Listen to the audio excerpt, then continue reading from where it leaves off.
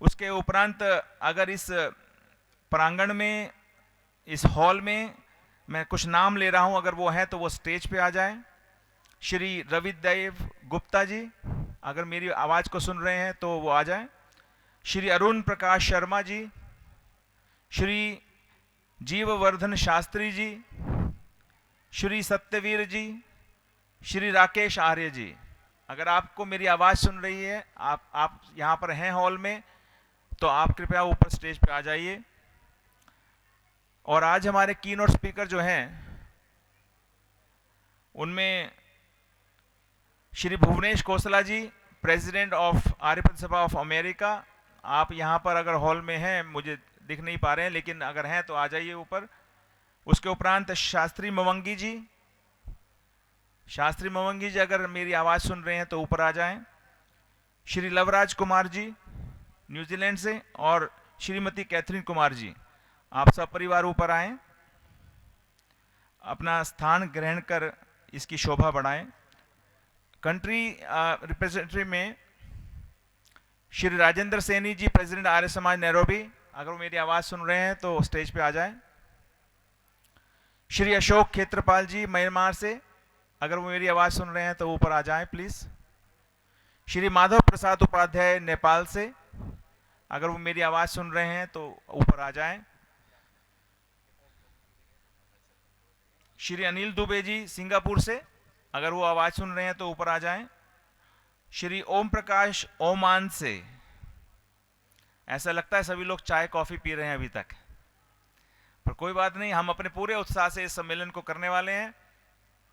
इसके बाद Pandita Dhanraj ji Hemraj from Guyana, if you are hearing my voice and you are in the hall, please make your way to the stage, please. Pandita Dhanraj Hemraj Guyana. इस सत्र में हमारे chief guest, क्योंकि सत्र बहुत सारे चल रहे हैं इसलिए आपको देख रहा होगा मैं अनाउंस बहुत कर रहा हूं लेकिन कम को बुला पा रहा हूं ऊपर। कारण ये है कि पैरेलल सेशन इतनी दूर दूर हैं, अभी यज्ञ समाप्त हुआ है तो लोग अपना यहां आ रहे हैं। तो श्री दीन दयाल गुप्ता जी, अध्यक्षता श्री हरिदेव रामधनी जी मॉरिशस से, अगर आप मेरी आवाज सुन रहे हैं तो ऊपर आ जाएं। श्री हरिदेव रामधनी जी मॉरिशस से।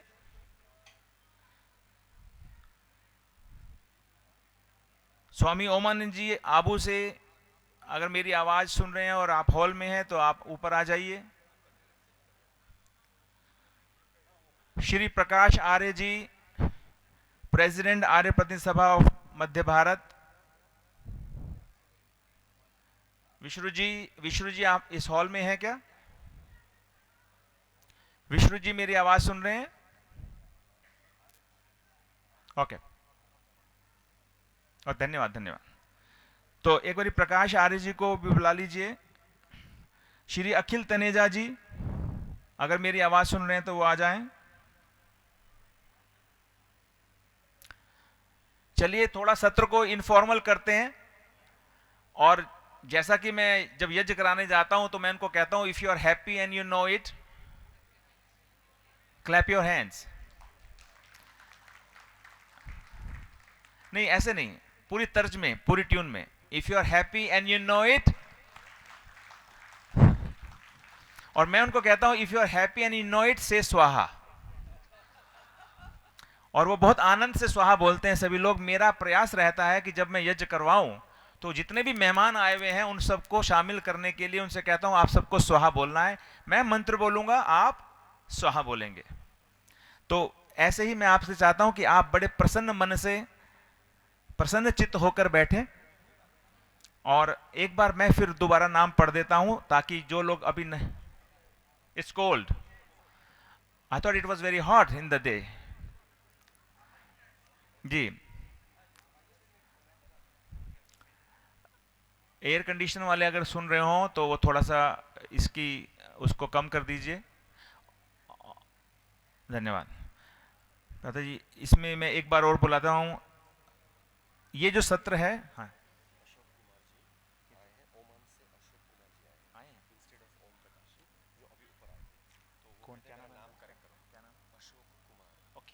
माई सिंसियर अपॉलॉजी, अशोक कुमार जी हैं ब्रदर जी, अशोक कुमार जी। अच्छा आइए, मैं क्षमा चाहता हूँ, मेरे को जो नाम दिया गया मैं वो बोल रहा हूँ, लेकिन मैं करेक्ट करता हूँ without any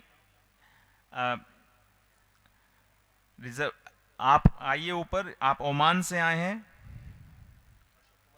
Ashok Kumar ji, sorry, Ashok Kumar ji from Oman. एक बारी ओमान के लिए जोरदार तालियां बता दीजिए प्लीज।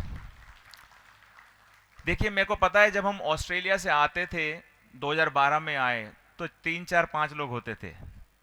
हाँ जी अशोक जी, जब हम ऑस्ट्रेलिया से आते थे तो 3 4 5 लोग होते थे।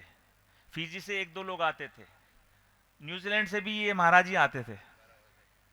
अब स्थिति ये है कि ऑस्ट्रेलिया से 55, न्यूजीलैंड से 14 लोग। तो आप देखिए जो एशिया पैसिफिक है वहाँ पे उन्होंने पकड़ ले ली है अपने। तो अगर 75% है तो हमारा डिस्टिंक्शन हो जाती है। तो ऐसा ही लगता है कि ओमान अभी आए हैं तो इस बार 3 हैं, अगली बार 30 होने चाहिए। धन्यवाद। ओमान के लिए बहुत बहुत स्वागत है। हरिदेव रामधनी जी मॉरिशस वाले, अगर मेरा आवाज सुन रहे हैं तो आप ऊपर आ जाइए प्लीज। अब मैं आमंत्रित कर रहा हूं हमारे ऑस्ट्रेलिया से आए हुए दत्त फैमिली को। ये लिवरपूल आर्य समाज से हैं और ये पूरी फैमिली बड़ी डेडिकेटेड फैमिली है। लिवरपूल आर्य समाज अपने आप में आर्य प्रतिसभा ऑफ ऑस्ट्रेलिया का बहुत अच्छा भाग है। इनके कार्यक्रम बड़े रंगीले होते हैं, जब भी ये करते हैं बड़ी शिद्दत से, बड़ी मजबूती से, बड़ी दृढ़ता से करते हैं। इनकी प्रेजेंटेशन इतनी अच्छी है, इन्होंने मुझे कहा हम भजन बोलेंगे। इन्होंने सुबह से बोला कि हारमोनियम और तबले का व्यवस्था है कि नहीं है, और हमारी कोशिश थी कि हो। तो आप सोच के देखिए कि इन्होंने भजन को प्रस्तुत करने के लिए, आप सबके लिए भजन को प्रस्तुत करने के लिए अभी अभी तबला और हारमोनियम खरीदा है। तो इनके लिए जोरदार ताली एक बार।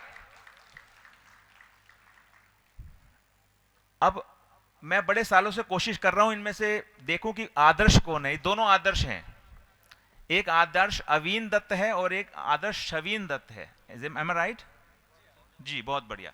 तो मैं इनसे निवेदन कर रहा हूं कि आप सुरीले भजन रखें। आप लिवरपूल आर्य समाज से जितने लोग हैं वो ऊपर आ जाए, इनका साथ दें। आ जाइए, आ जाइए। इनके लिए जोरदार तालियां बता दीजिए एक बार लिवरपूल आर्य समाज के लिए। आइए जल्दी जल्दी जल्दी जल्दी। वाह, बहुत अच्छे भजन होने वाले हैं। ओम।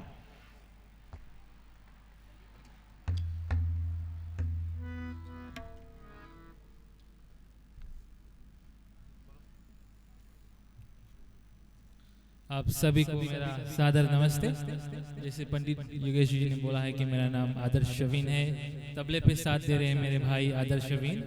हम ऑस्ट्रेलिया आर्य प्रतिनिधि सभा से आए हुए हैं और वैसे तो हमारा जन्म फिजी में हुआ है, लेकिन इस जो दीपक महर्षि दयानंद स्वामी जी ने 150 वर्ष पूर्व लगाया था, उस दीपक के जो उसने जलाया, और हम इस अपने आप को बहुत सौभाग्यशाली समझते हैं कि आज हमें भजन प्रस्तुत करने का मौका मिला है। वैसे तो मैं कोई गायक नहीं हूँ, बट मेरा प्रेरणा जो आया है वो पंडित सतपाल पथिक जी से आया, उनके भजनों के माध्यम से। तो उनको आज मैं याद करता हूँ। तो आज कुछ भजन होंगे जो महर्षि दयानंद जी के उपरांत होगा। तो जो लोग जानते हैं मेरा साथ दीजिएगा, बहुत अच्छे लगेंगे। साथ में पंडित दिनेश जी है। मैं इजाज़त चाहूँगा कि मैं ये भजन आपके समक्ष प्रस्तुत करूँ। ऋषि कौम का रहनुमा बन के आया, ऋषि कौम का रहनुमा बन के आया, दुखी बेबसों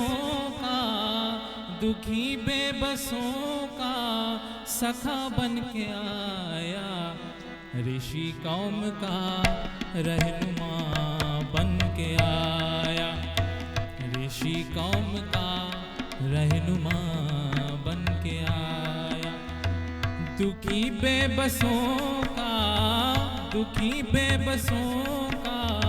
सखा बन के आया, ऋषि कौम का रहनुमा बन के आया।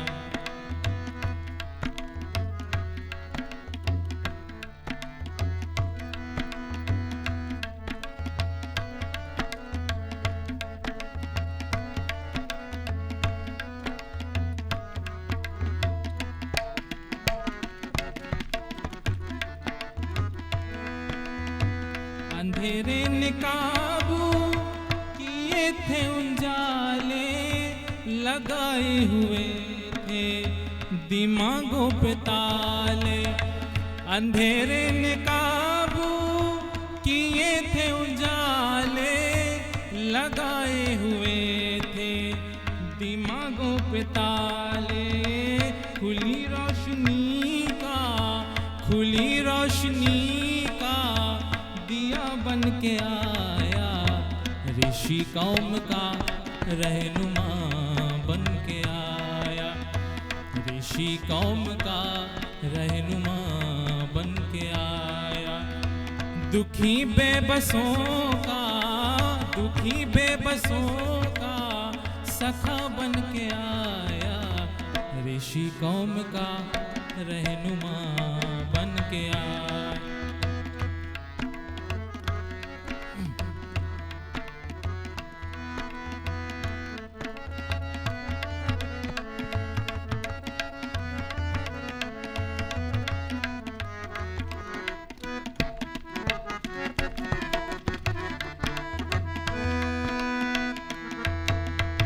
निराशा के बादल हवा पर उड़ाए।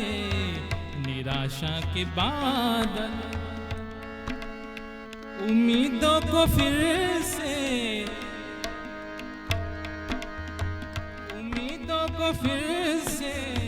चमन मुस्कुराए। सुहाने सफर की सदा बन के आया ऋषि कौम का रहनुमा बन के आया। ऋषि कौम का रहनुमा बन के आया। दुखी बेबसों का सखा बन के आया ऋषि कौम का रहनुमा बन के आया।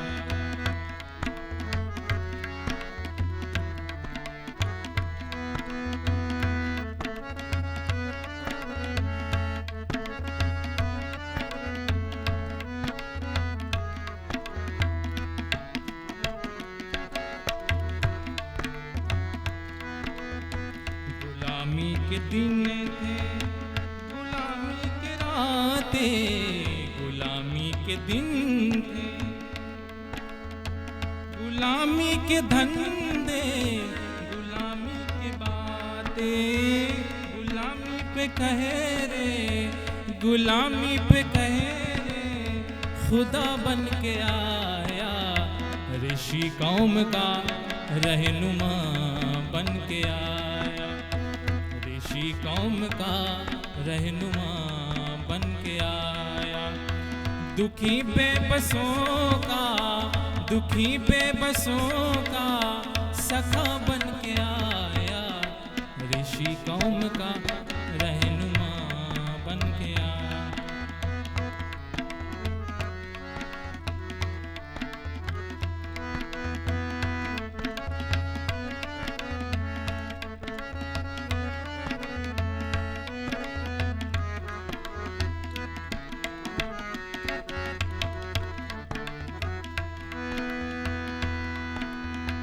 यतीमों के घावों पर मलहम लगाने तड़पते दिलों को दिलासा दिलाने। यतीमों के घावों पर मलहम लगाने तड़पते दिलों को दिलासा दिलाने। पथिक दर्द दिल की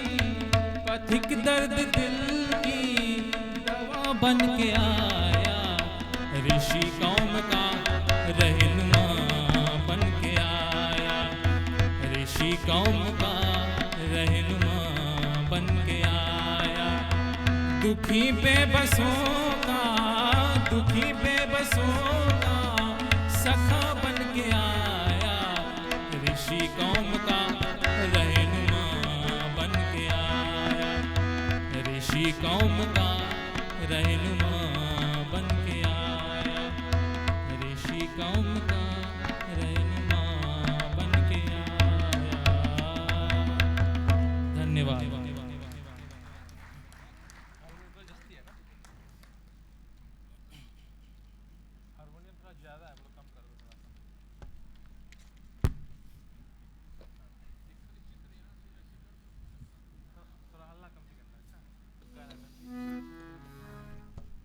चलो आप सभी को हम काशी नगरी लेके चलते हैं, जहाँ पर महर्षि दयानंद जी का शास्त्रार्थ हुआ था, उसका विजय भी हुआ था। तो उस समय क्या वातावरण वहाँ पर था होगा, तो उसका आपको कुछ झलक दिखलाते हैं और आप सभी को जोर से नारा लगाना पड़ेगा, जय हो।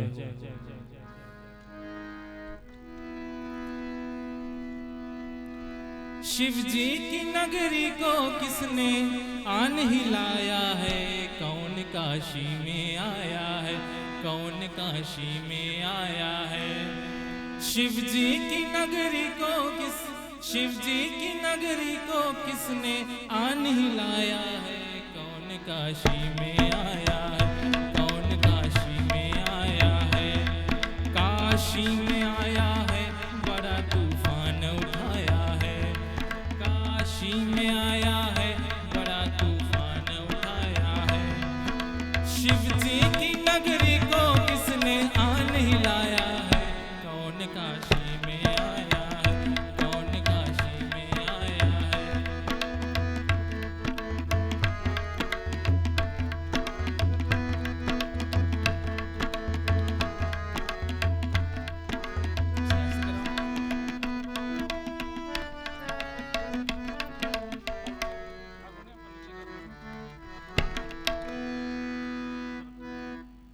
बाजे का सुर लोआ कर दो प्लीज।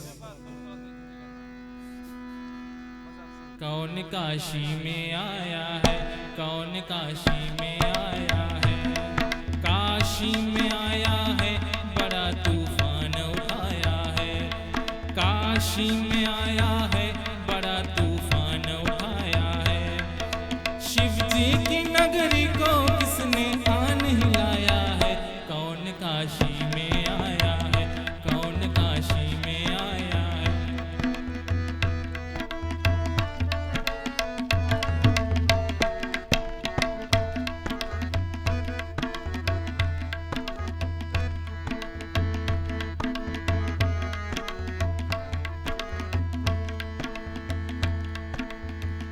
गली बाजार डगर में, जय हो।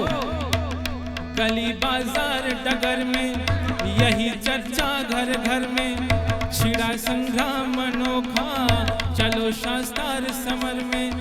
गली बाजार डगर में यही चर्चा घर घर में, छिड़ा संग्राम अनोखा, चलो शास्त्रार समर में। धुंध भी बोल रही है, राज कुछ खोल रही है, आसमां झूम रहा है, ये जमीन डोल रही है। ओहो, किसके आने के कारण भूकंप से आया, कौन काशी में आया है, कौन काशी में आया है। काशी में आया है, बड़ा तूफान उठाया है, काशी में आया है, बड़ा तूफान उठाया है। शिव जी की नगरी को किसने आन हिलाया है, कौन काशी में आया है, कौन काशी में आया है।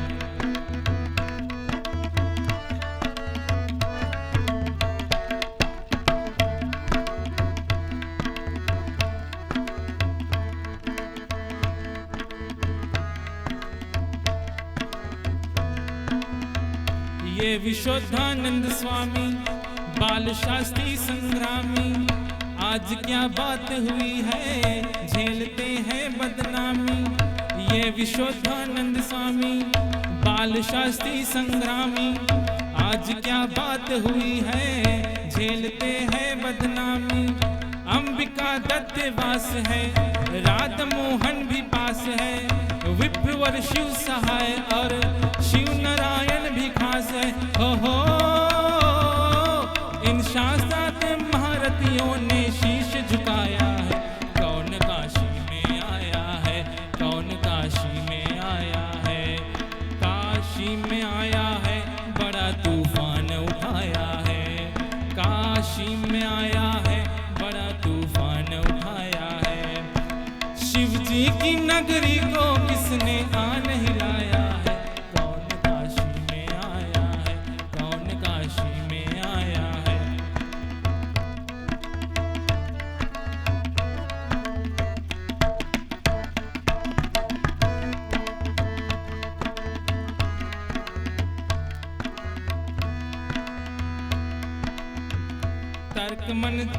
तर्क मन तार चरण से, महेश चंद्र न्याय रतन से। तर्क मन तार चरण से, महेश चंद्र न्याय रतन से। मंच पर आज पसीना बह गया इनके बदन से, मंच पर आज पसीना बह गया इनके बदन से। माधवाचार्य सरीखे हारना कभी न सीखे, वामनाचार्य धुरंधर शर्म से वो जल फीके। ओहो सबके मुंह पे मौन का ताला किसने लगाया है,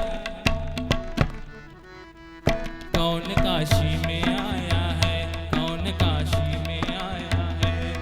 काशी में आया है बड़ा तूफान उठाया है, काशी में आया है बड़ा तूफान उठाया है। शिव जी की नगरी को किसने आन हिलाया है, कौन काशी में आया है, कौन काशी में आया है।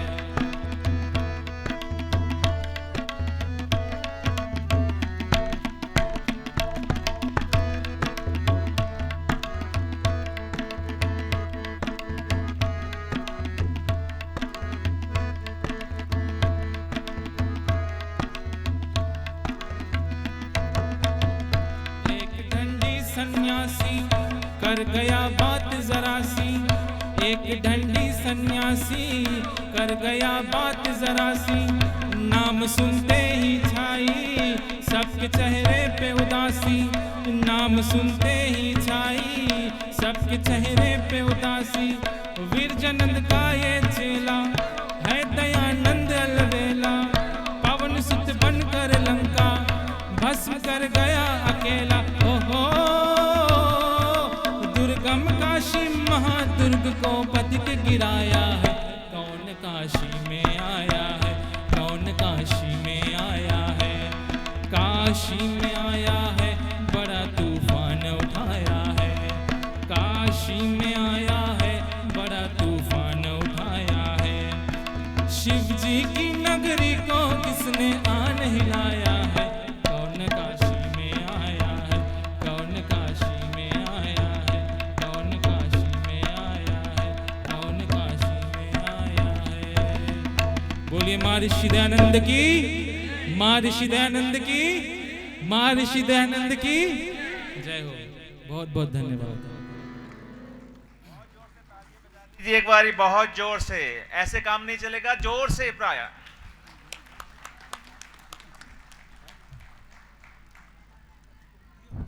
देखिए जो क्वालिटी प्रोग्राम देखना चाहते हैं वो यहाँ पर हैं, तो आप अपने पे गर्व कीजिए कि आप यहाँ पर हैं और क्वालिटी प्रोग्राम देख रहे हैं। तो इसी कड़ी में मैं सबसे पहले आप सबका धन्यवाद करता हूँ, लिवरपूल आर्य समाज का। इसको यहीं रहने दीजिए, हो सकता है जरूरत पड़ जाए दोबारा। बहुत बहुत धन्यवाद आपका, यहाँ पर बड़ी दूर से आना और अपना बाजा तबला खुद लेके आना और हम सबको आनंदित कर देना। धन्यवाद। आदर्श, दोनों आदर्श पुत्र हैं और आनंद की बात है कि इनके घर जो बहुएं आई हैं वो भी बड़ी आदर्श हैं। बहन बेटी रितंबरा और बेटी पूजा, मैं उनका भी स्वागत करता हूं और पूरी फैमिली, पूरा लिवरपूल आर्य समाज, एक्चुअली में पूरा एपीएस से बहुत अच्छा है। धन्यवाद। तो आइए उस कड़ी में मैं भुवनेश जी का स्वागत करता हूं। भुवनेश जी आ गए हमारे बीच में, फॉर्मली आपका स्वागत है। हमारे की नोट स्पीकर है ना अभी तक? ठीक है, चलिए। तो मैं एक बार फिर दोबारा से आग्रह कर रहा हूं कि अगर हमारे बीच में ये महानुभाव हरिदेव रामधनी जी आ गए हों तो आ जाइए ऊपर, और स्वामी ओमानंद जी आदि और प्रकाश जी और Shri Akhil Taneja ji, if you are listening my voice, please come on the stage and join us. Now after this, again today's strategy pillar we are talking in the last session is digital presence. And who else can justify this than the people who are using the digital technology to spread the Arya Samaj. So whoever is in our panel, remember they are working on it, they are the role model, they have hand-on practice, and they're living that digital presence in Arya Samaj. So before I call upon keynote speaker, I got some country representatives. So first of all, I call now, this is only country representation, so I need to remind all the representation to please be precise. Uh, all the protocols need to be observed in one line. We have 3 to 4 minutes allocation to all the country representatives. So I'm calling upon, first of all, Dr. Rajendra Saini ji, President RSMI Nairobi, to give us the representation from the country. Thank you.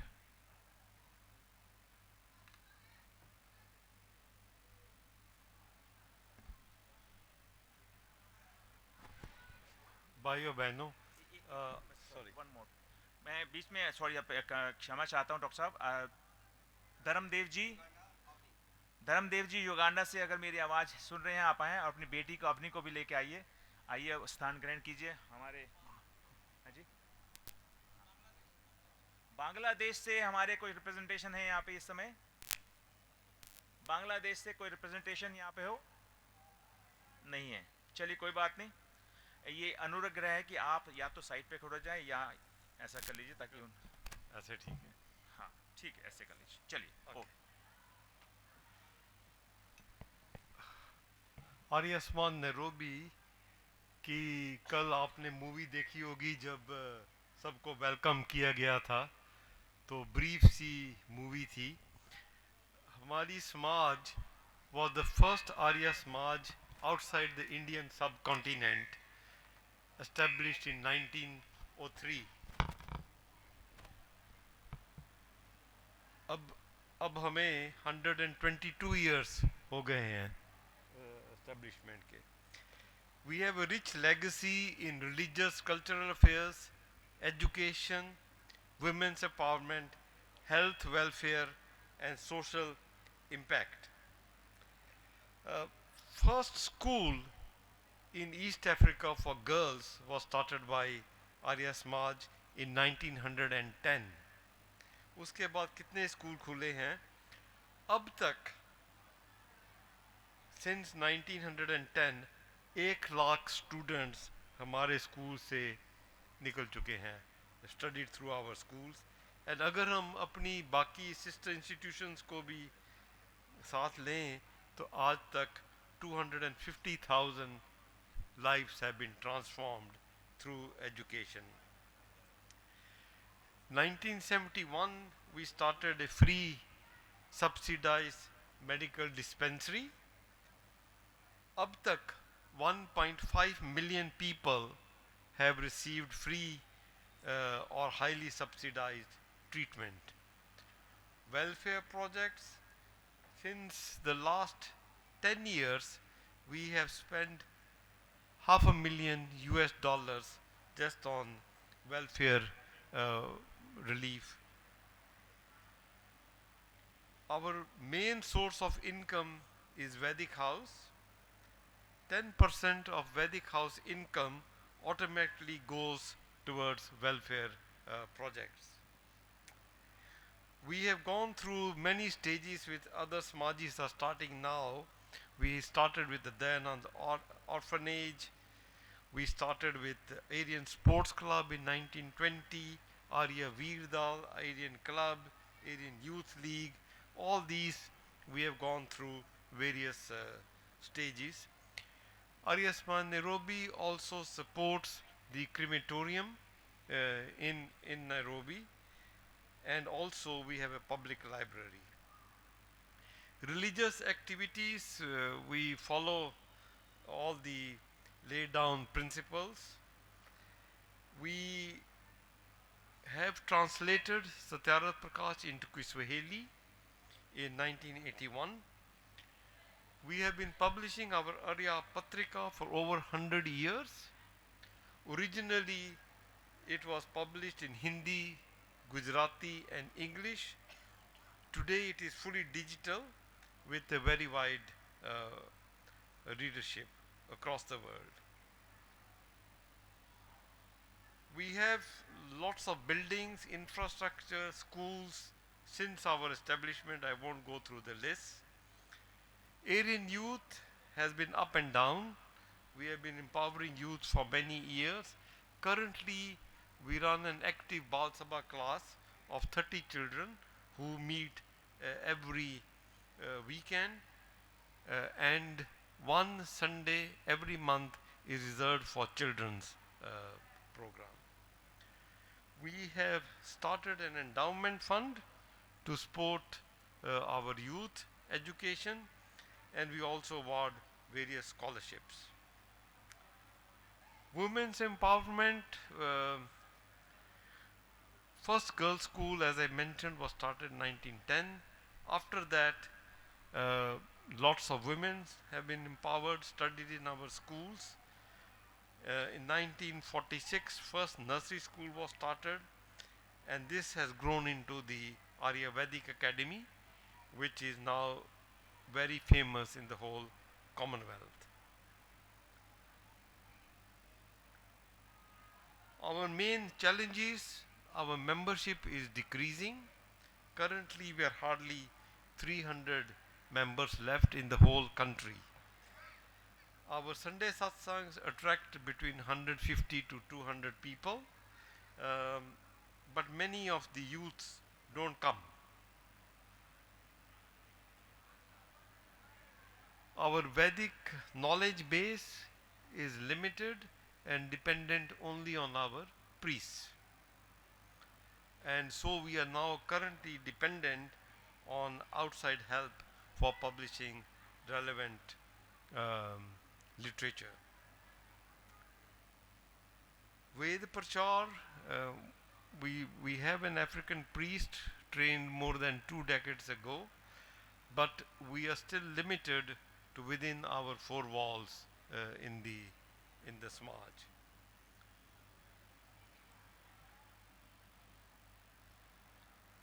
Youth involvement is a challenge for all of us, as I mentioned, so I won't go into more details with that. In our Sunday satsangs, we run them routinely as most of the Samajis do. We have introduced more music into our satsangs, trying to attract more people, and that seems to be working out. We have acute shortage of volunteers and manpower because our numbers are limited, so that is having an effect on our day-to-day operations simply because we don't have enough manpower. Financial stability, we are dependent mostly on a Vedic house, schools. That is not enough now to sustain us, so we are looking for more avenues to raise funds. Currently, plans are there to make a development sports recreational complex for youth, so to attract them. This includes swimming pools, paddle courts, challenge courts, small hockey, miniature football. That is all in the pipeline, which we want to develop. I think that is all we have as challenges and brief history of Arya Samaj. Thank you very much.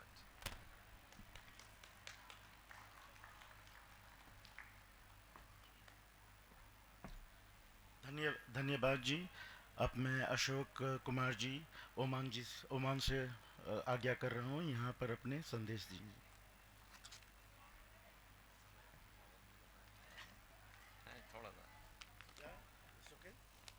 Okay. मंच पर उपस्थित सभी आदरणीय मेरे मित्रगणों, सभी को सादर प्रणाम, और उपस्थित सभी मतलब विदेश से आए हुए सभी देवियों और सज्जनों को मेरा सादर नमस्ते। मैं ओमान गल्फ कंट्री है, वैसे तो मुस्लिम कंट्री है, मगर वहाँ करीब विगत 40 वर्षों से उधर ही हूँ। एक फार्मासिस्ट का काम करता हूँ। तो आज मैं धन्यवाद देता हूँ, मुझको मौका मिला है कुछ अपनी मतलब आर्य समाज से जुड़ा रहा हूँ। 2 पीढ़ियाँ हमारी आर्य समाज से जुड़ी हुई हैं, तो उससे मेरे जो अनुभव मैं वो बोलता हूँ। सुबह से सर्वप्रथम तो महर्षि दयानंद सरस्वती जी की 200वीं जन्म जयंती के उपलक्ष्य में आप सबको मैं हार्दिक बधाइयाँ देता हूँ, और 150वां अपना स्थापना दिवस से आर्य समाज का, उसके लिए बहुत बहुत बधाइयाँ और शुभकामनाएँ। शुभकामनाएँ इसलिए भी दे रहा हूँ आपको कि कृण्वन्तो विश्वम आर्यम, यह हमारा मुख्य उद्देश्य है जिसको प्राप्ति करना है। और कृण्वन्तो विश्वम आर्यम इतना आसान नहीं है। इसको प्राप्त करने के लिए हमारे पास बहुत सारी चुनौतियां हैं जिसका सामना करना है। इसके लिए स्वदेशी जो सत्य सनातन वैदिक धर्म है उसको विदेशी पंथ और मजहब के द्वारा मिटा देने के लिए इनके षड्यंत्र और चुनौतियों को हमें ध्यान देना पड़ेगा। उनसे हमें अपनी सुरक्षा के लिए किलाबंदी करना चाहिए। एक ये है उद्देश्य। और हमारे समाज के बीच में भी बहुत सारी भ्रांतियाँ यही लोग फैलाते हैं, उनके लिए भी हमें सतर्क रहना चाहिए। इन पर विजय प्राप्त करने हेतु हमें पहले अपने से शुरुआत करना पड़ेगी। सर्वप्रथम मंत्र हम ये देखें, मनोर्भव। ये बहुत छोटा मंत्र है मगर इसका मतलब बहुत उद्देश्य और इसके लिए काम करना बहुत कठिन है और बनना, मनुष्य बनना बहुत कठिन है। हमारे वेदों से आदेश किया हुआ। मगर स्वामी जी ने प्रिय मंत्र दिया है हमको, ओम विश्वानी देव सवितर दुरितानि परसु, सबको मालूम है। इसके अंदर यही प्रार्थना की कि हम अपने दोषों को दूर करें, पहले हम सुधरें। हम सुधरेंगे तो जग सुधरेगा, ये दिया हुआ है। हम सुधरेंगे जय सुधरेगा। और इसी में वेदों से ही सब सच बातें गई हुई हैं। तो बहुत से लोग जो अच्छी अच्छी बातें हैं इन्हीं में से आई है। जैसे जय गुरुदेव परमात्मा का हम सुधरेंगे जग सुधरेगा, उन्होंने यहीं से लिया हुआ है। और भी ऐसे बहुत सारी बातें हैं। तो वेदों से मतलब सत्य विद्याएं मतलब मानव कल्याण की गई हुई हैं सभी पंथ और मजहब के अंदर। एक ये हमने ध्यान रखना चाहिए और हमारा विश्वास होना चाहिए।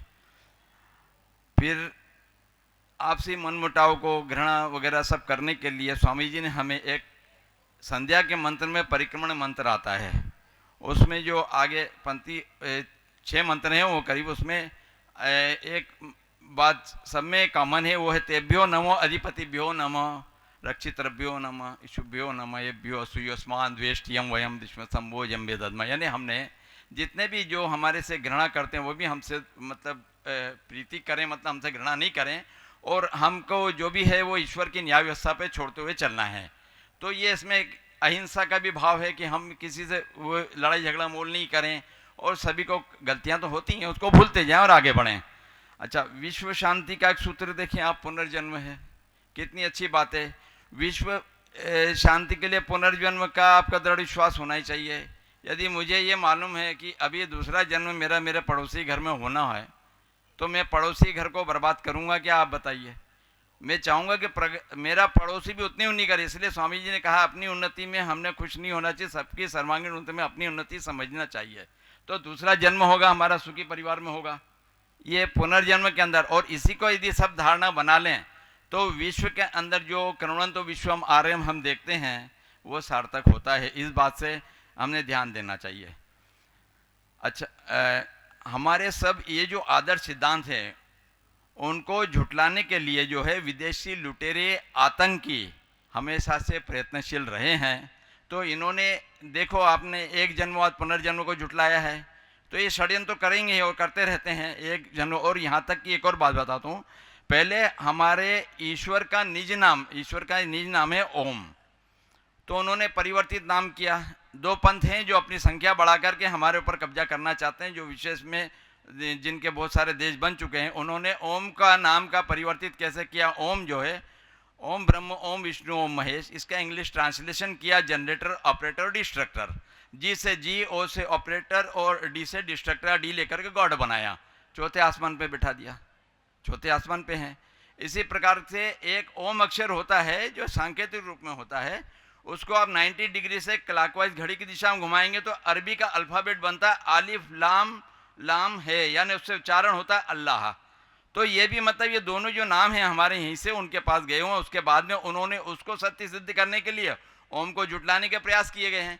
उन्होंने 7वें आसमान पे बैठा दिया, सर्वशक्तिमान सर्वव्यापक ईश्वर को उन्होंने मिटाने की कोशिश की हुई है।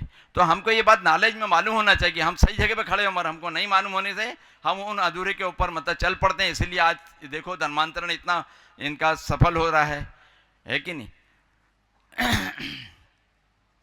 जातिवाद का एक उदाहरण, हमारे हमें समाज को बांटा। सर्वप्रथम मैंने पढ़ा है कि जो पुराने ज़माने में मुगल हमारे एंट्री हुए थे तो हमारी बहन बेटियों के साथ में उनके साथ में बदम, हाँ बस वो हमारे मतलब जो ये करते थे तो उसमें उन्होंने एक जाति बनाई थी जिन पे हम छुआछूत वगैरह करने लगे हैं।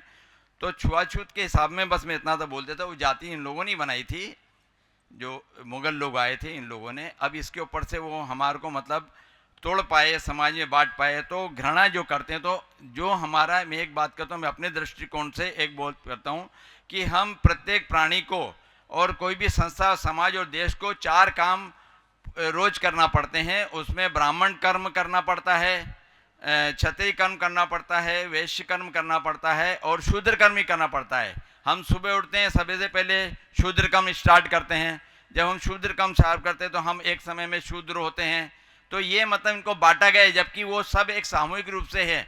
शूद्र कर्म हमारा शरीर करता है, सबके लिए अलग अलग व्यवस्था दी है। कर्म ऋण व्यवस्था के हिसाब से यदि हम देखें तो हर जीव को सारे काम करने के लिए वो सुविधाएं नहीं दी जो हमको दी है। इसमें हमारा शूद्र कर्म का एक हाथ है।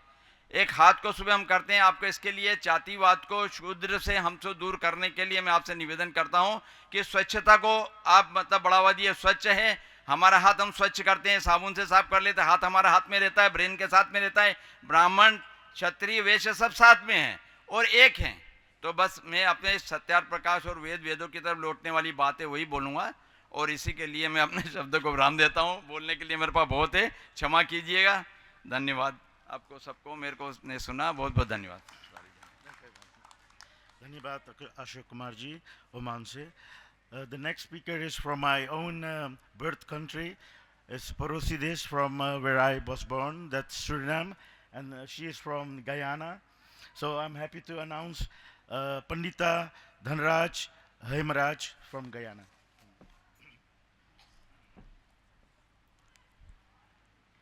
प्रियम मा कृनु देवेषु प्रियम राजसु मा कृनु प्रियम सर्वस्य पश्यतात् उत शुद्रो उतार्ये. Namaste, all protocols observed. I feel this evening very blessed, humbled and privileged to be in the midst of all of you very great souls. In extending warmest greetings and heartfelt congratulations on behalf of the people of Guyana and also my Guruji, Dr. Satish Prakash, as we observe 150 years of the Arya Samaj. In an era defined by globalization, digital connectivity and cultural exchange, the world has become a global village, a space where ideas, values, and traditions interact across borders and across oceans. Amid this dynamic landscape, the Arya Samaj movement continues to offer timeless guidance rooted in Vedic wisdom, rational inquiry, and social reform. Its principles remain relevant as humanity grapples with questions of identity, ethics, and coexistence. In recent years, the Arya Samaj has continued to modernize its work through education and youth engagement. The establishment of Maharishi Dayanand Gurukul at Aiflat, West Coast, Demerara, stands as one of its proudest achievements. This Gurukula offers classes in Hindi, Sanskrit, philosophy, and music, helping to preserve the cultural and linguistic heritage of the Hindu Guyanese community. The initiative receives strong support from the Government of India through the Indian High Commission in Georgetown, which provides books and cultural resources.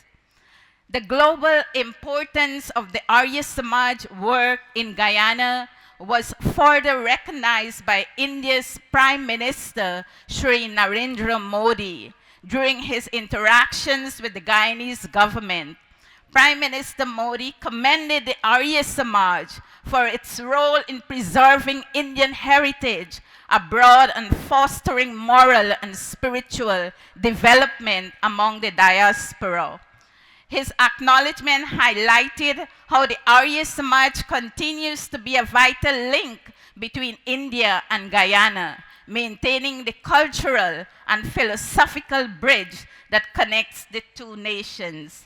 The history of the Arya Samaj in Guyana is therefore not just a record of religious growth, but a testament to endurance, education, and unity from the plantation of the past to the Gurukulas of the present. The Arya Samaj has remained a torchbearer of light, reminding us that even in a changing world, the eternal values of truth, righteousness, and compassion continue to shine brightly in the hearts of its followers. May the divine inspire us all to continue this sacred work with renewed vigor and devotion. Namaste, everyone.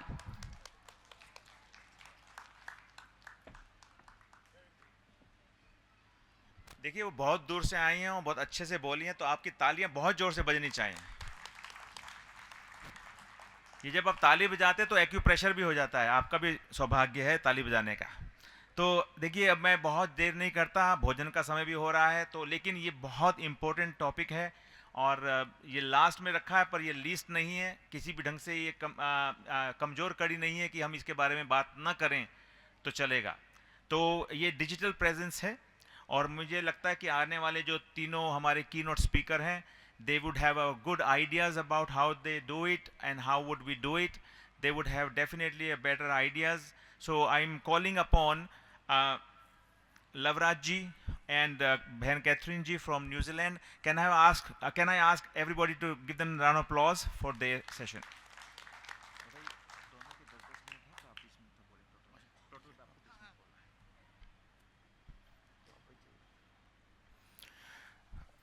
आप सभी को मेरा सादर सा प्रेम नमस्ते। I'll speak in English. I think the topic today is effective use of digital technology in promoting Vedic Dharma in Arya Samaj. I will take you into the history, which is not the Vedic timeline, but it is a modern timeline. When the human civilization started, we had this Stone Age, where people did not have a developed language skill. Then came the verbal age. This is the time when people had developed language and the Vedas knowledge were passed down by word of mouth, Shruti. And that was very good time because the knowledge was passed down by the educated people who knew exactly what they wanted to teach.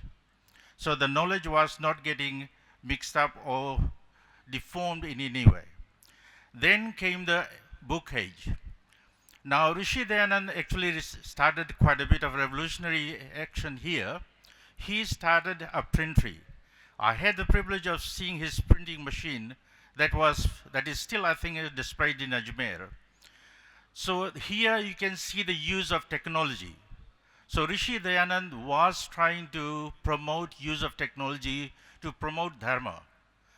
By using that, he managed to print books, he managed to print the articles that he wanted to present.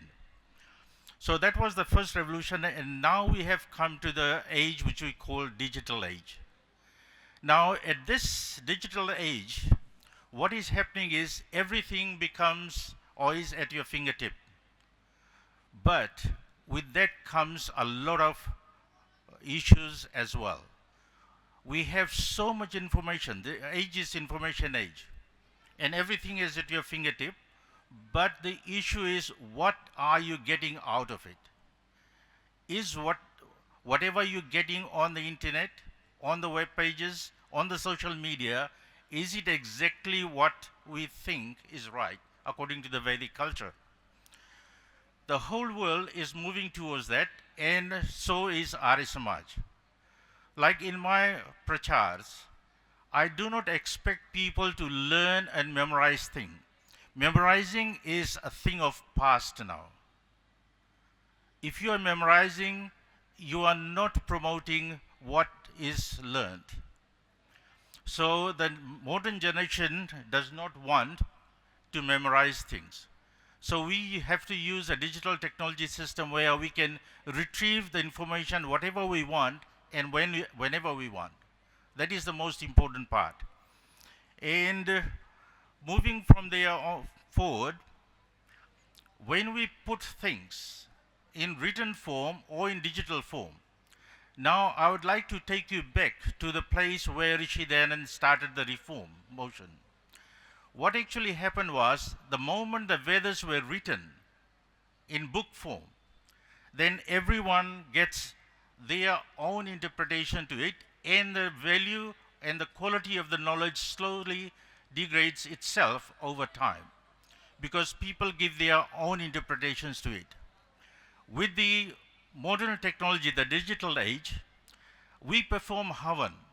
In the Havan, we put the ingredients. What the fire does, it burns it, and then it amplifies its qualities and passes it on to all the other areas where it is supposed to go.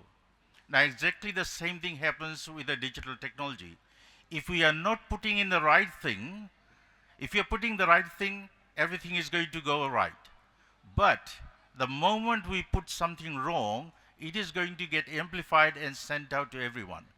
So with the digital technology comes the responsibility that we put the right things in the right place and it is retrieved the way it is supposed to. And that is the biggest challenge that we face. Now I'll leave here and I'll ask Catherine to continue from this point forward. Thank you.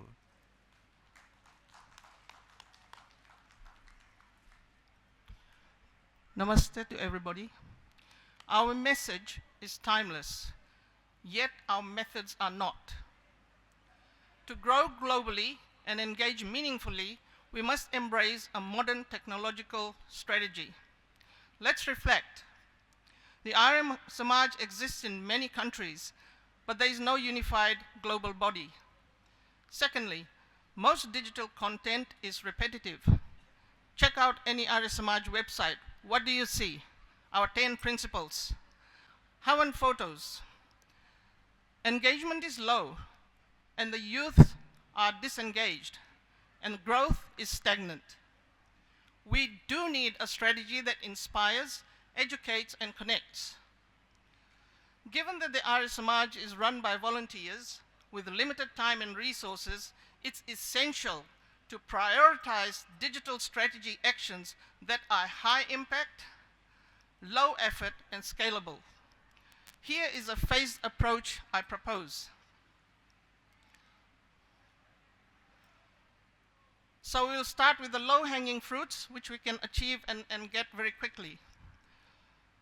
This is low effort, high impact. Modernize content strategy. Why? Volunteers can repurpose existing content, example the 10 principles, into short videos, infographics, or reels. How? Use free tools like Canva, CapCut, or Instagram feeds. What's the impact? It increases engagement, especially amongst the youth. Social media with purpose.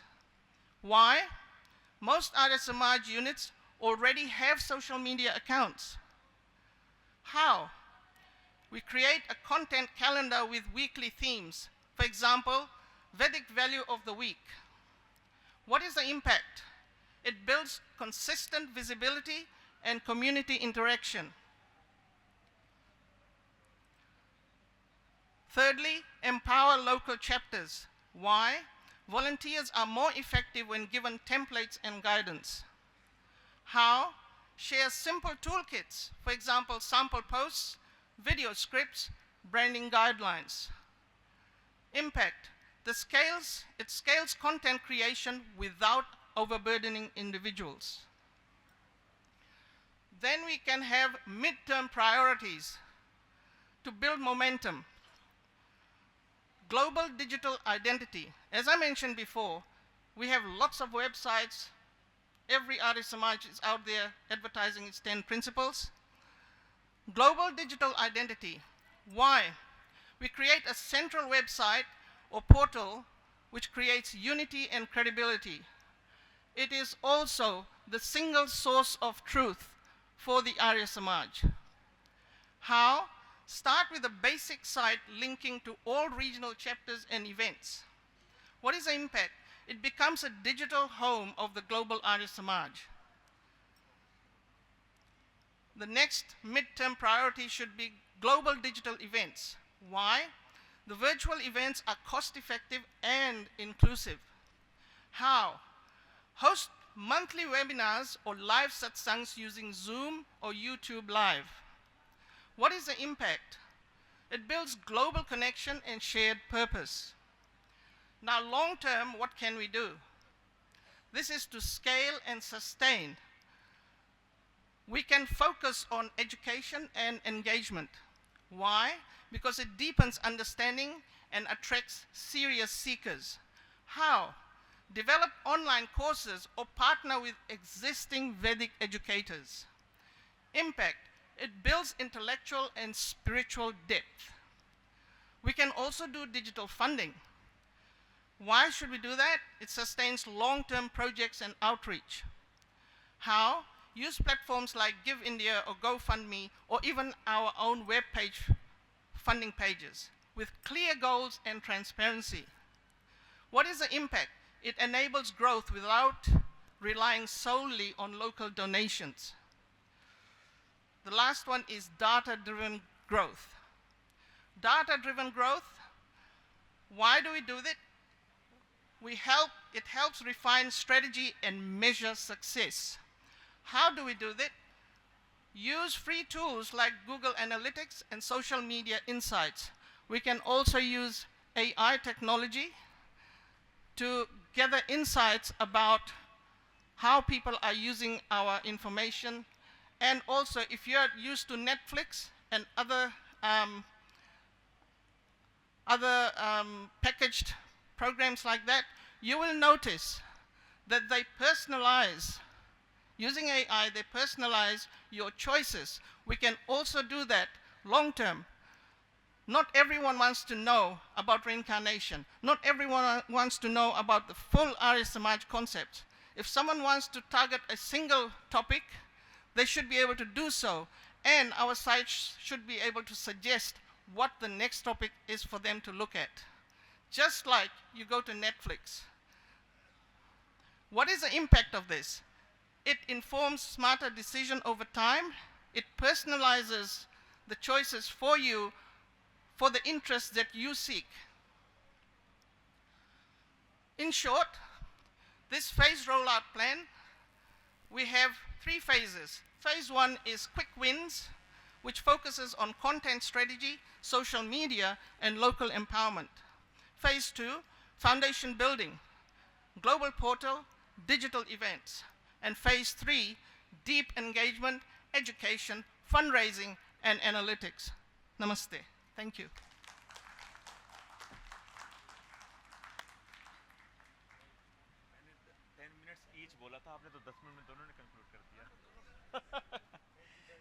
देखिए, इसको कहते हैं गागर में सागर भरना।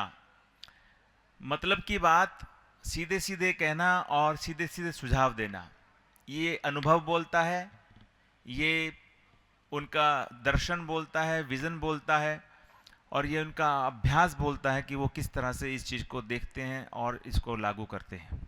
तो मैं लवराज जी का और बहन कैथरीन जी का बहुत बहुत धन्यवाद करता हूँ। एक बारी करतल ध्वनि से please give them the round of applause. I requested them to 10 minutes each, but they actually took all together 10 minutes. So you can see the discipline in their living. That's a living example of their discipline, of their आर्यत्व। मैं उनका बहुत बहुत धन्यवाद करता हूँ। अब last but not the least, जो one of the main person, मैं को नहीं पता क्या नाम है, विष्णु जी और भुवनेश जी और सुधीर जी, मैं तो बाद में जुड़ गया, लेकिन इन तीनों ने जो इस चीज़ को डिवाइस किया है, और मुझे नहीं पता किसका कितना योगदान है, पर मेरा जितना योगदान है वो तो मेरे को पता है। तो इन तीनों ने जो ये 7 स्ट्रेटजीज़ को अपनाया है और उसके बीच में औरों से सबसे बात करके ये डिवाइस किया है। मैं अब चाहता हूँ कि भुवनेश जी आएँ और इस सत्र का जो आखिरी की नोट रिप्रेजेंटेशन है वो आपका है भुवनेश खोसला जी। धन्यवाद। करतल ध्वनि से उनका स्वागत कीजिए।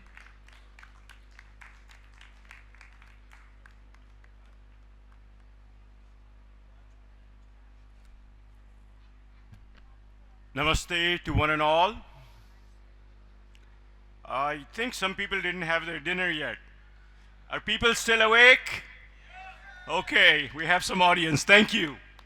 So before I get to my keynote, as the designated global coordination, whatever, not a title, but I just want to make sure that every country had an opportunity to say a few words from the stage today. And if you did not, please make sure that you get in touch with myself, Vishwaji, Yogeshji, or Sudhirji. And because it was not by intent, it was purely a miss and lack of information. So please let us know. So now the housekeeping is done. I will not get into, I want to thank Catherine ji and Love Rajkumar ji for a very, very strategic and technical plan of how we ought to do digital strategy. I want to offer, I want to add on something. I come professionally, my source of income is an employee as a cybersecurity professional. And what is my job? When somebody asks me, what is it that you do? I tell them I protect data. I make sure the people who need to see it are the only ones who need to see it. And I make sure that the integrity of the data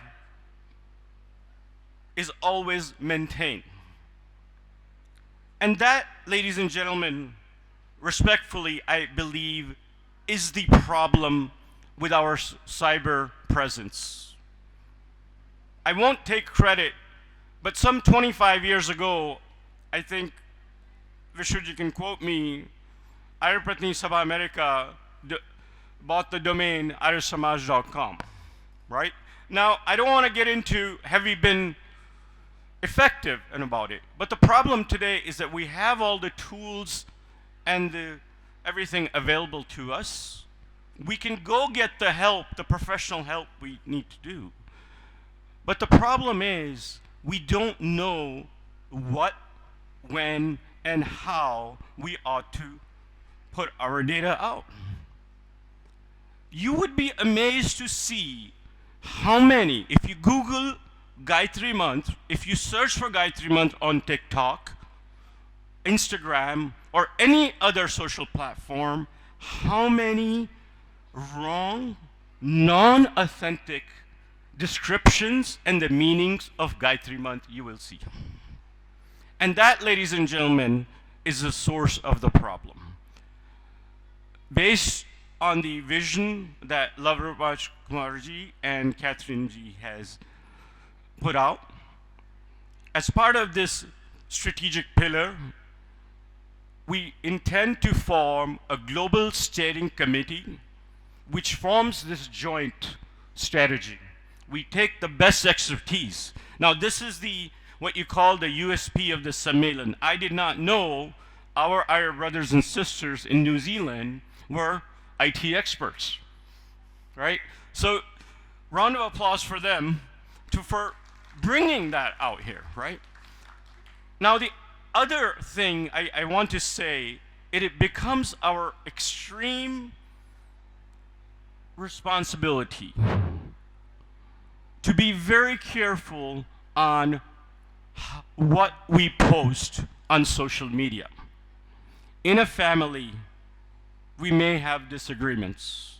We may have disagreements for resources, our process, some statement, or something we saw we don't like.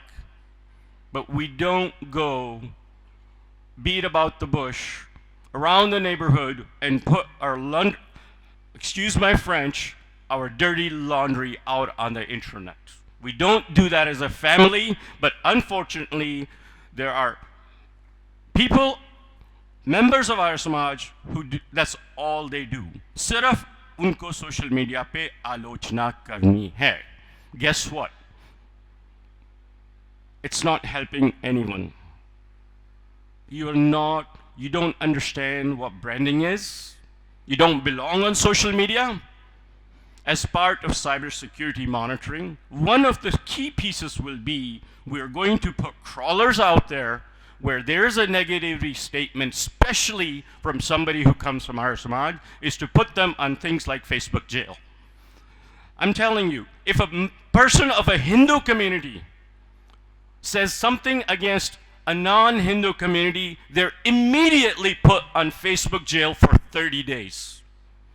And this might sound very harsh, ladies and gentlemen, until we stop populating our negativity on social media. Because remember, Catherine G said, who's our audience? Our audience is the world. What are we trying to do? We're trying to bring them to us. But if we have our battles out on social media, that's the last thing you want to happen.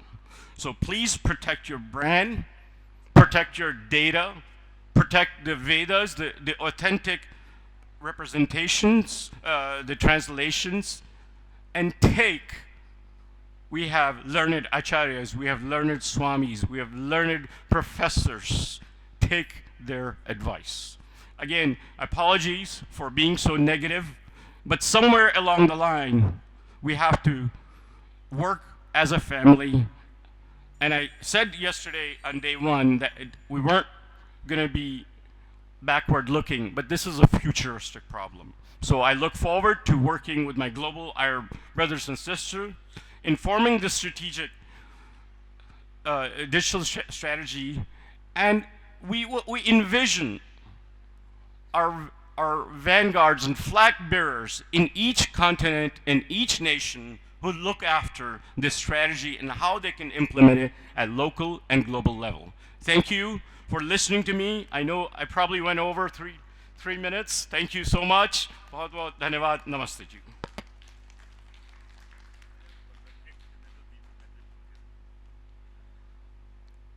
मैंने भुवनेश जी से मजाक में कहा, क्योंकि वो keynote speaker हैं, उनके 15 minute की एलोकेशन थी, मैंने वास्तव में मजाक करके कहा था 3 मिनट, उन्होंने उसको सीरियसली ले लिया. But I think he is a very straight person, he knows what is to be done. तो अब उन्होंने उस चीज़ को जो ऑलरेडी कैथरीन जी ने बोल दिया और लवराज जी ने बोल दिया, उन्होंने कहा चलो अब इसको रिपीट नहीं करना, लेकिन उन्होंने बहुत अच्छी बात बोली है. और ये एक पेन बहुत विषय भी ऐसा सेंसिटिव है जिसको हमें सोचना चाहिए कि हम जो बोल रहे हैं, जो हम एक दूसरे से संवाद कर रहे हैं, वो जा कहाँ रहा है, हमारा ब्रांड कैसे ख़राब हो रहा है. तो ये जो पेन है ये बहुत इम्पोर्टेंट है हमको समझने की, कि हमें रिस्पॉन्सिबल होना पड़ेगा डिजिटल कंटेंट्स के लिए, ताकि हमारा जो प्रेजेंस है on the digital platform should not go spoiled और गो इन a negative form.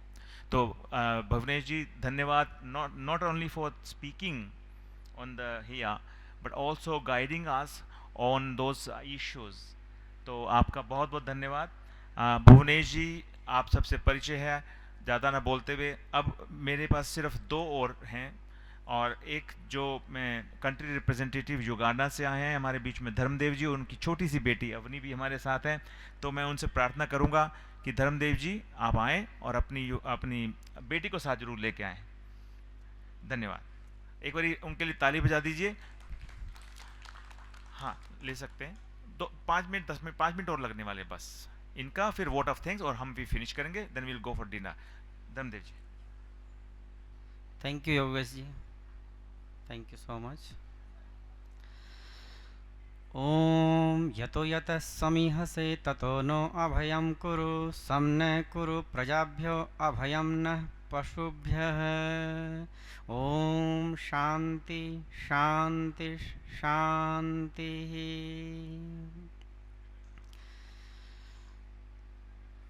Arya Samaj स्थापना दिवस की सार्ध 150वीं जयंती के पावन अवसर पर देश विदेश से सभी देशों से लगभग 40 देशों से उपस्थित सभी डेलीगेशन का हार्दिक स्वागत और सबको सादर नमस्ते।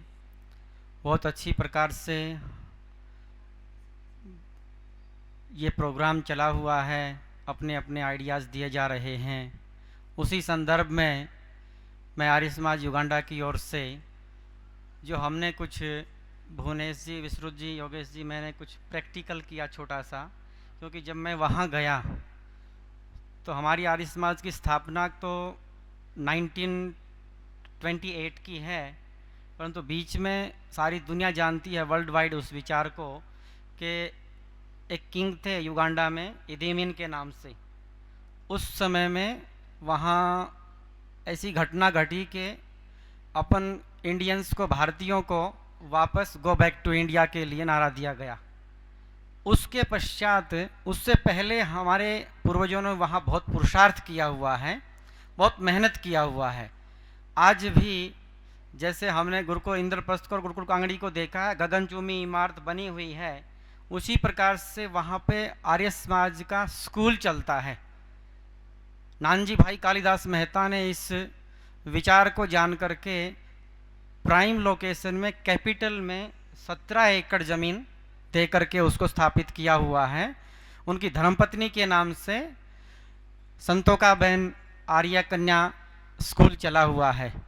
साथियों, जब मैं 17 में वहाँ गया तो मेरे सामने एक विकट परिस्थिति थी कि आर्य समाज के पास सब कुछ होते हुए, पैसा, उसका आधार, परंतु उसकी अपनी पहचान खो गई थी, वो गुम हो गई थी। तो मैं जिसको अपना इंट्रोडक्शन दूं कि मैं आर्य समाज में धर्माचार्य के बेस पे काम करने के लिए आया हूं, तो लोग कहें कि कहाँ पर है ये। तो मैं भी बड़ा अचंभित हुआ। वहाँ दूसरे सोसाइटीज़ के प्रोग्राम होते रहे, तो उस समय मैंने ये संकल्प लिया कि अब इस पहचान को पुरजोर पुरुषार्थ करके खड़ा करने की आवश्यकता है। तो उस स्थान के ऊपर अनेकों प्रकार से पुरुषार्थ करके वहाँ बड़े बड़े महायज्ञों का आयोजन, उसके साथ साथ में उसी स्थान के ऊपर बच्चों के लिए योगा का प्रैक्टिस, योगा क्लासेस, और बड़ों के लिए भी ये सारा प्रोग्राम चलाया। इन्वायरमेंट के लिए एक बड़ी बड़ी सेमिनार ऑर्गेनाइज़ किया, और दूसरे सारे के सारे प्रोसेस को इस प्रकार से चलाते चलाते जब हम आगे बढ़े तो आज एहसास हो रहा है।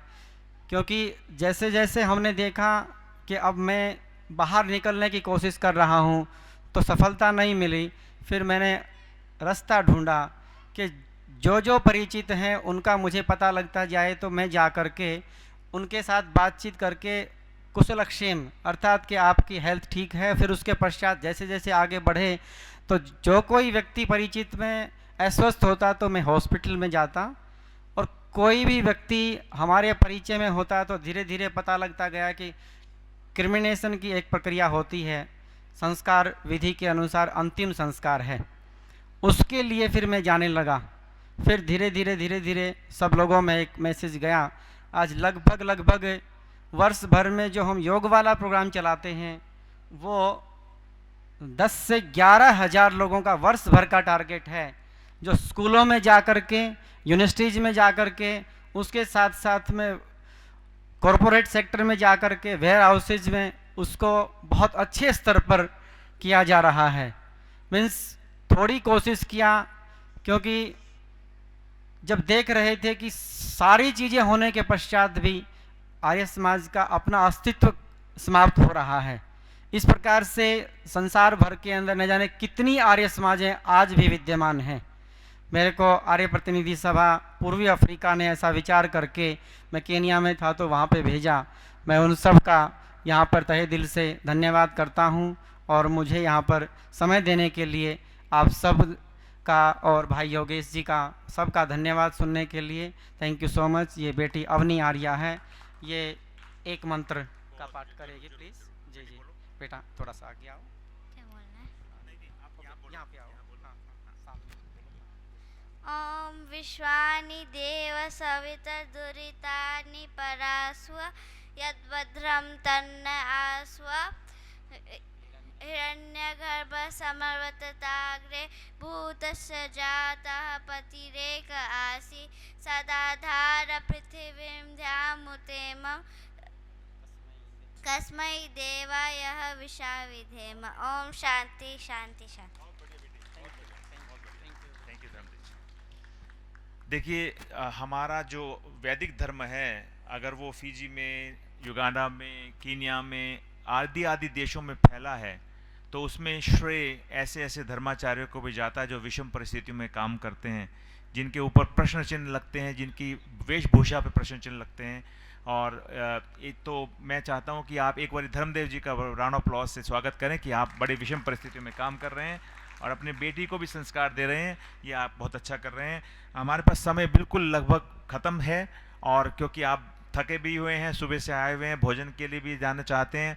बिफोर आई कॉल भाई अखिल तनेजा जी आपको वोट ऑफ थैंक्स के लिए, मैं सिर्फ एक रिकॉग्नाइज करना चाहता हूँ। मेरे पास समय बिल्कुल नहीं है और बहुत क्षमा प्रार्थी हूँ, चाहते हुए भी मैं आपको समय नहीं दे पाऊँगा। आर्य प्रतिनिधि सभा बांग्लादेश से आए हैं कुछ लोग, मैं उनका नाम बोलना चाहता हूँ, अगर वो भी यहाँ पर हैं तो एक बारी हाथ खड़े होकर हमारा अभिनंदन स्वीकार करें।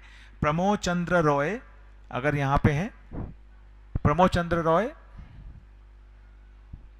दिलीप कुमार मोंदाल, अच्छा वहाँ देखिए पीछे, आप इधर आगे आ जाइए, इधर आ जाइए, हाँ इधर आ जाइए। विकास रॉय जी और रामचंद्र रॉय जी आ जाइए, आ जाइए। इनका हाँ एक बार ऊपर आ जाइए। देखिए बांग्लादेश की आपको विषम परिस्थितियां पता हैं, और वहां पर आर्य समाज का झंडा गाड़ कर रखने वाले ऐसे आर्य वीरों को आपको उत्साह देना चाहिए कि वो हमारे बीच में हैं, बड़ी दूर से आए हैं और वैदिक धर्म का प्रचार प्रसार और उसके ऊपर डटे हुए हैं। ये बहुत बड़ी बात है। आइए आइए, एक बार आइए जरा यहां से, यहां पे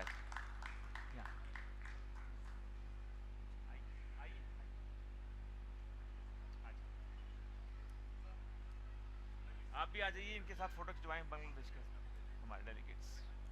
मैं चाहता हूँ ये सारे जितने भी हमारे प्रचारक हैं और हमारे पैनलिस्ट हैं, लवराज जी, कैथरीन जी, अखिल जी, आप भी आ जाइए, आ जाइए, इधर आ जाइए, इधर आ जाइए। हमारे बीच में बांग्लादेश से जो हमारे बीच में आए हैं, आपका बहुत बहुत स्वागत है।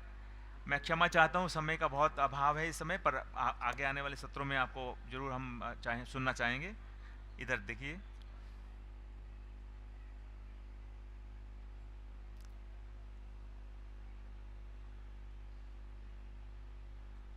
ब्रदर जी मैं आ रहा हूं ना, अल्लाह फिर, हाँ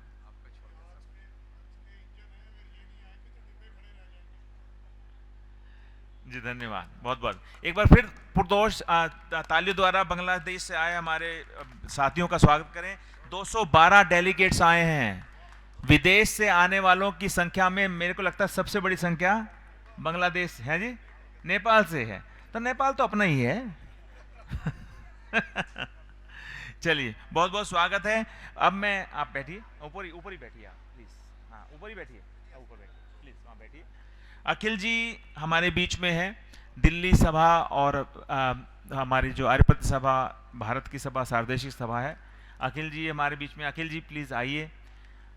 वोट ऑफ थैंक्स के लिए मैं अखिल जी को, मैं उनकी पत्नी समेत बुलाना चाहता हूँ। भाभी जी आप भी आइए। रितु तनेजा जी, हाँ। नहीं बैठो, ऐसे कैसे जाऊँ? हाँ तो मैं अखिल जी को बुला रहा हूं कि धन्यवाद प्रस्तुत वोट ऑफ थैंक्स के लिए, और उनके साथ रितु तनेजा जी हैं। ध्यान रखिए अखिल जी, ये आप जो मेहनत कर पा रहे हैं वो इसलिए कर पा रहे हैं कि रितु जी ने आपको सपोर्ट दिया है, और सपोर्ट नहीं दी वो शायद खुद भी बल लगे हुए हैं दिन रात। तो आप दोनों का स्वागत, और आप वोट ऑफ थैंक्स। पहले एक लाइन बोलना चाहूँ प्लीज। सबको सादर नमस्ते जी। विभिन्न देशों से आए सभी अभिभावकों का सादर स्वागत है, और मैं तो बहुत गदगद सुन के रह गई खोसला जी के व्यूज़ और योगेश जी के व्यूज़, मतलब इनके व्यूज़ सुन के तो हम लोग इतना, हमारे को एक मोटिवेशन मिलती है बोलने की। लेकिन इन्होंने, एक मिनट खोसला जी प्लीज़, खोसला जी, भुवनेश जी, एक सेकंड। जैसे आपने कहा कि हर फील्ड में, जैसे हम साइबर सिक्योरिटी में आगे बढ़ रहे हैं, हर फील्ड में हम आगे बढ़ चुके हैं। आर्य समाज जितनी एनर्जी, आर्य समाज जितने रिसोर्सेज, वो प्लेटफॉर्म तो शायद किसी भी रिलीजन में किसी भी स्तर पे हम पा ही नहीं सकते।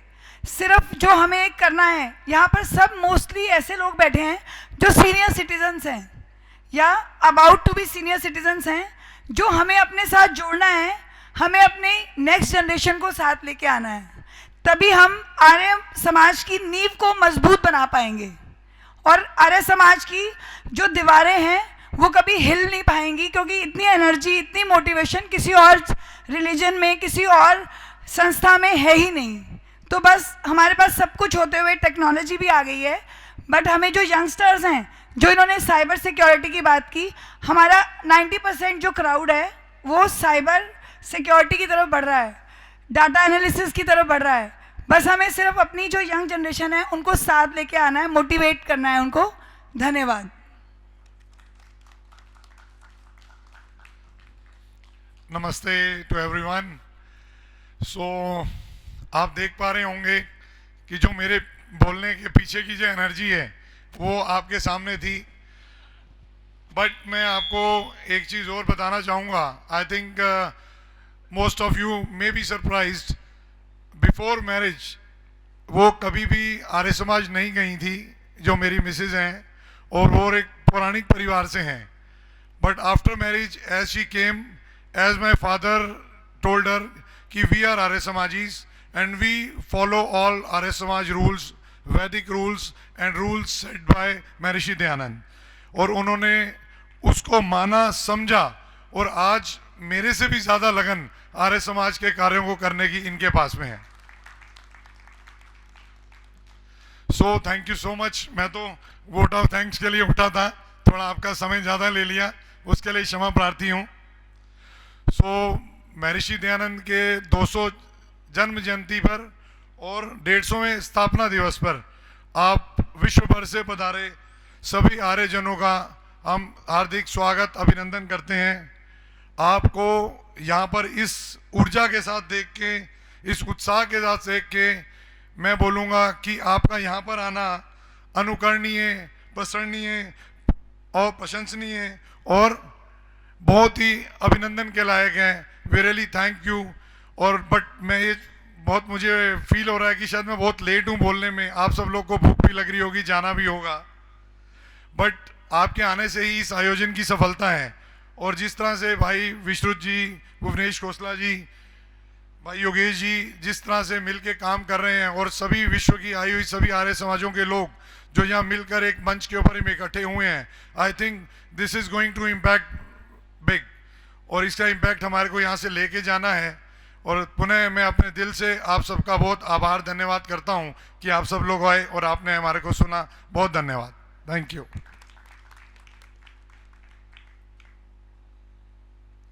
धन्यवाद फॉर धन्यवाद, आपका धन्यवाद कि आपने धन्यवाद किया। लेकिन मैं ये चाहता हूं कि आप जो हम सब विदेश से आए हैं, आपको इसके आयोजन में मेरे को नहीं लगता कि कोई तकलीफ हुई है। मुझे नहीं लगता कि हमारी रहने की, खाने की, पीने की और आने जाने की व्यवस्था में कोई दोष है। इनकी जो इंटेंशन है इतनी प्योर है, इतनी लगन से लगे हुए हैं, और मान के चलिए इतने बड़े आयोजन में जो इन्होंने दिन रात मेहनत की है, मैंने उसको बड़ी निकटता से देखा है। तो एक बार round of applause for Delhi Sabha and सार्वदेशिक सभा, और जितने भी आयोजक हैं ये दिन रात अथक प्रयास कर रहे हैं, निर्लेप भावने से, निष्काम भाव से, अपने व्यवसाय छोड़कर, नौकरी छोड़कर। तो हमें तहे दिल से आपका स्वीकार करते हैं। दादा जी बहुत बहुत धन्यवाद आपका। अब ज़्यादा देर नहीं करते, आप सभी का भी बहुत धन्यवाद। शांति पाठ, फिर भोजन का मंत्र, और हम फिर प्रस्थान करेंगे भोजन के लिए।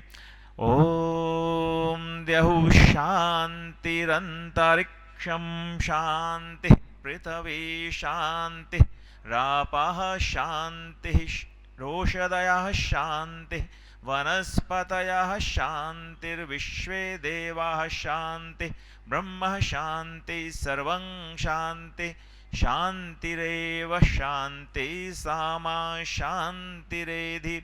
ओम शांति शांति शांति। ओम बोलो सच्चिदानंद भगवान की। ओम अन्नपते अन्नस्य नो देहि अनमीवस्य शुष्मिणः प्रप्रदातारं तारिष ऊर्जं नो देहि द्विपदे चतुष्पदे। ओम शांति शांति शांति। ओम